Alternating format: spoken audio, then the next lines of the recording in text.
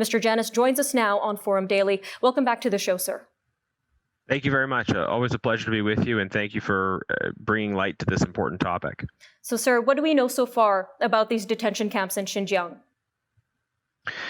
Well, we have a lot of information pieced together from survivor testimony, from satellite imagery, as well as from leaked Chinese government documents. The latest revelations come from the survivor testimony side, women talking about how either they were victims or they were kind of forced to be accessories, bringing people in and out, and attending to them before and afterwards. And what has been described in this BBC report is systemic sexual violence, where women were taken, chained up, assaulted by guards or by people from the majority ethnic group from outside of the prisons, and then afterwards they were sort of sent back to their detainment spaces and told not to share these details. So this is direct survivor testimony.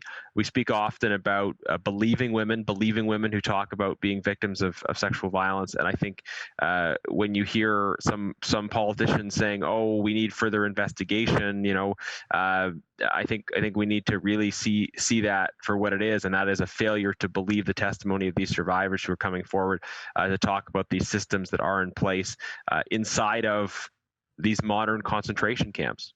Now, we mentioned earlier in our newscast that over a dozen MPs have penned a letter asking for the 2022 Olympics to be removed from China, and they cited this genocidal campaign. So what is the significance of this in our fight for human rights in that region, sir?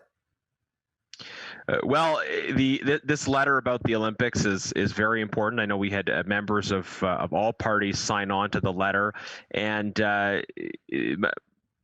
there are different ways that we could engage in the context of the Olympics. Some people have suggested a boycott. Some people have suggested relocation.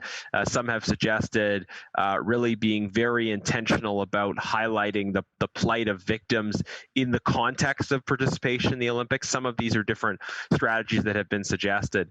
What it cannot be is business as usual. We can't look away or pretend that things aren't happening or miss the opportunity to push back against the horrific violence that's going on. A lot of people will make the comparison to the 1936 Olympics in Berlin, which were a kind of big propaganda opportunity for the Nazi regime. One important difference, of course, is that in 1936, most people didn't know about the concentration camps, the horrific levels of persecution that were being planned or carried out. It was more plausible at that time for people to say they didn't know, but today we just have so much more information in real time. We're hearing from the survivors in the concentration camps. We're seeing the images of people being loaded up on trains.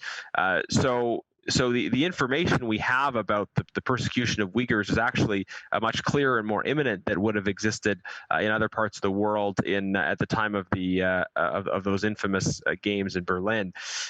We need to respond and use this opportunity to push forward these issues and other issues of human rights in China. Again, there are different proposals about the best way to do that, but when you see a state engaging in genocide, we have obligations under the Genocide Convention to say this is not going to be business as usual.